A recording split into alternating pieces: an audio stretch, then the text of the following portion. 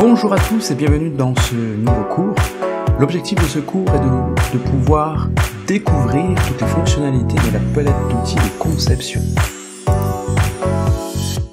Cet élément en ligne, on peut changer bien entendu sa couleur. Voilà, comme cela. On peut également changer son épaisseur, le faire en sorte qu'il soit des pointillés, des lignes ou bien tout simplement un trait simple. On peut changer son épaisseur également.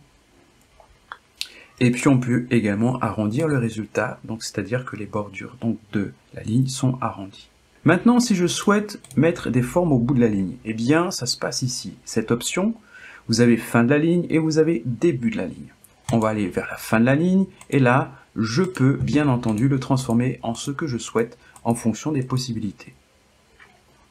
Vous pouvez le faire également en fin de ligne et faire un peu tout ce que vous souhaitez. Donc ce que j'ai fait avec la ligne, d'accord? Ce que j'ai fait avec la ligne, c'est exactement ce que vous pouvez faire ici. Lorsque vous cliquez sur la flèche, vous avez également la même possibilité de faire ce qu'on vient de faire en début, en fin de ligne, en augmentant son épaisseur, d'accord? En augmentant son épaisseur, on arrondit les bords, ou on met des pointillés, ou on change tout simplement sa couleur. Bien, c'était juste simplement, on est toujours rattaché donc à l'élément, et donc dans cet élément, comme on est sur les lignes, dans cet élément, vous avez toujours la possibilité donc de animer, et on retrouve encore une fois la position et ces espèces d'outils qu'on va voir ensemble. Avant donc de passer donc dans le côté droit de ces options, je vais d'abord vous montrer des petites choses sympas par rapport donc à la photo. La photo a aussi ses options propres. Je vais commencer par la droite. Vous avez l'information de la photo qui peut être très importante si vous souhaitez la rajouter dans vos favoris. Je la clique, je rajoute dans mes favoris. À ce moment-là, lorsque je vais dans plus, dans les dossiers, au niveau de favoris. Et vous avez donc tout ce que j'ai pu mettre comme favoris. Ça peut être tout. Musique, vidéo, objets, éléments, dégradés et photos bien entendu. Donc je l'ai ici, si je clique, je le duplique tout simplement. Voilà. Donc c'était simplement pour vous montrer donc au niveau donc de cet élément photo, lorsque vous êtes dessus, vous pouvez donc au niveau des éléments, non seulement la rajouter donc dans vos favoris, la supprimer, la rajouter dans un dossier particulier, ou ouvrir tout simplement, découvrir du contenu similaire, donc parmi les photos. Je clique dessus et j'ai des contenus qui y ressemblent fortement. Au niveau donc de cette photo, j'ai également la possibilité donc de pouvoir retourner sur le sens de l'horizontale ou de la verticale la photo. Je peux également rogner l'image et à ce moment-là, comme vous le voyez, à l'aide donc des options donc de rognage, je peux sélectionner un coin et rogner. Quand c'est fait, je clique à l'extérieur ou je clique sur fait et je vois bien que mon image a rétréci en fonction donc du cadre de rognage que j'ai créé. Je fais un double clic à l'intérieur et je peux modifier tout simplement la position de mon image pour que à l'intérieur de ma règle de rognage, je puisse voir quelque chose de nouveau. Bien. On va enlever ce rognage. On va le mettre par défaut. Voilà. Et ensuite, on a également la possibilité de modifier l'image. Et c'est là qu'il y a un gros morceau sur l'image. Alors, la possibilité de modifier l'image, on peut rechercher des effets, on peut ajouter des effets en fonction tout simplement de votre abonnement. Si vous êtes sur un pro, vous aurez donc différents effets que vous pouvez rajouter et tous ces effets se retrouvent ici. À vous donc de pouvoir cliquer dessus et de pouvoir donc télécharger l'effet et de pouvoir tout simplement l'essayer, l'utiliser.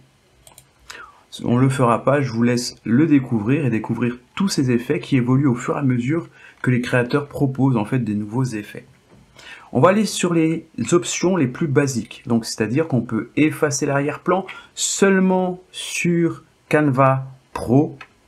Et encore une fois, je le précise, vous avez la possibilité donc de pouvoir bénéficier d'un mois gratuit sur la version Pro en cliquant sur le lien qui est en dessous de cette vidéo. Et là, je vais supprimer l'arrière-fond. Voilà, donc là il nous a supprimé donc tout le fond, il a gardé en premier plan donc cette vallée, et il nous a supprimé donc tout le fond du ciel. Admettons vous dites ah non, moi j'aime pas cette modification. Avant de cliquer sur appliquer ou cliquer quelque part ailleurs, pensez bien donc soit effacer à continuer à effacer, donc c'est-à-dire que là on a changé donc de cadre de travail. On peut effacer. Par exemple, je me dis bah non, je veux pas les maisons aussi, je veux vraiment qu'ils m'enlèvent toutes ces maisons là, je veux quelque chose d'autre. Voilà. Donc ça vous pouvez faire. Et puis vous dites que non, finalement, mon pinceau était un peu trop petit, je vais effacer beaucoup plus. Et bien mon pinceau est un peu plus large, un peu plus grand, et à vous de voir ce que vous souhaitez donc effacer. Je vous dirais maintenant, j'ai effacé beaucoup trop. Ce que je vais faire, je vais restaurer une partie de mon ciel. Voilà. Je vais restaurer une partie de mon ciel, je trouve ça beaucoup plus sympa. Et puis mon pinceau est un peu trop gros, je vais diminuer mon pinceau, et là je vais rajouter voilà, quelques petites choses là. Voilà. C'est vraiment pour l'exemple, vous voyez bien que c'est très très moche, mais c'est juste pour l'exemple.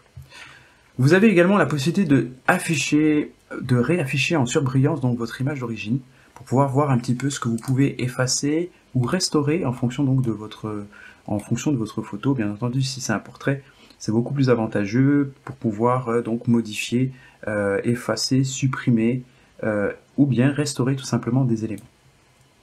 En fonction, ce qui est intéressant, c'est aussi la taille du pinceau. Et ce qui est encore plus intéressant, c'est que vous pouvez bien entendu zoomer pour vous donner un peu plus donc finalement de précision dans la suppression en fait de votre fond. D'accord ? Comme ça, vous pouvez vraiment faire par du détail, et puis ça rend encore la modification, ça va prendre, plus vous rajoutez du détail dans un graphisme, dans le sens, dans la photo, plus ça va rajouter donc du réalisme. Voilà.